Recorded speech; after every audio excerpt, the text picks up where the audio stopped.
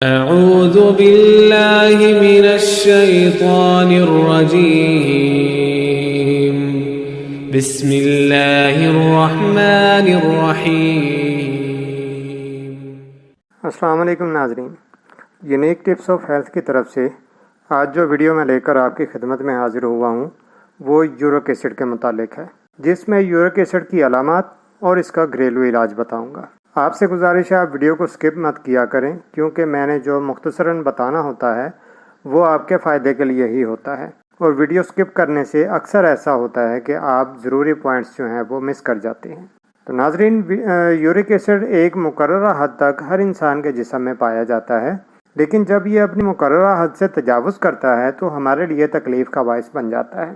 اگر انسانی جسم میں نارمل حد کی بات کریں تو مرد حضرات میں اس کی مقدار 3 سے 7 ملی گرام تک ہوتی ہے، جبکہ خواتین میں اس کی نارمل مقدار 2 سے 6 ملی گرام تک ہوتی ہے۔ جب یہ اس حد کو کراس کرتا ہے تو جسم کے چھوٹے بڑے جوڑوں میں یہ جمنا شروع ہو جاتا ہے، جس کی وجہ سے جوڑوں میں درد پیدا ہو جاتا ہے، گردوں کے فیل کو متاثر کر دیتا ہے، جس سے گردے اس کو فلٹر نہیں کر پاتے اور یہ گردوں کے فیل ہو جانے کا سبب بھی بنتا ہے۔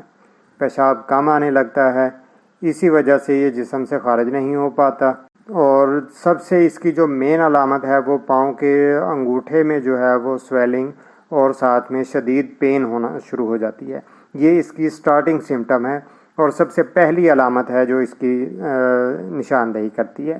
تو ناظرین، آج جو میں آپ کو علاج بتانے لگا ہوں، اس سے آپ کو پیشاب کے ذریعے یورک ایسڈ کا جسم سے اخراج ہونے لگتا ہے۔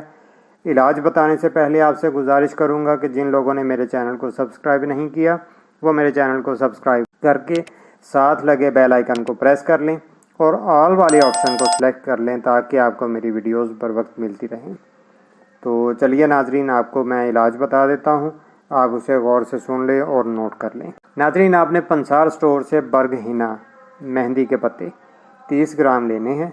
ان کو آپ نے صاف کر کے اچھے طریقے سے ان میں سے مٹی وغیرہ اور تنکے یہ سب کچھ نکال دینا ان میں سے، اور ان کو اسی طرح محفوظ کر لینا، ان کو باریک نہیں پیسنا، بس ان کو صاف کر لینا۔ صاف کرنے کے بعد ان کو کسی جار وغیرہ میں محفوظ کر کے رکھ لیں۔ روزانہ رات کو 1 گلاس پانی میں 2 چٹکی مہندی کے پتے ڈال کر اس کو ڈھانپ کر رکھ دیں۔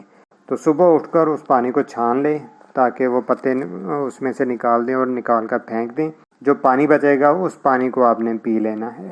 اس سے آپ کو پیشاب کھل کر آئے گا، جس سے آپ کے جسم میں رکا ہوا یورک ایسڈ خارج ہونے لگے گا اور خون میں یورک ایسڈ کا لیول کم ہوتا جائے گا۔ تو یہ تھی ناظرین میری آج کی ویڈیو۔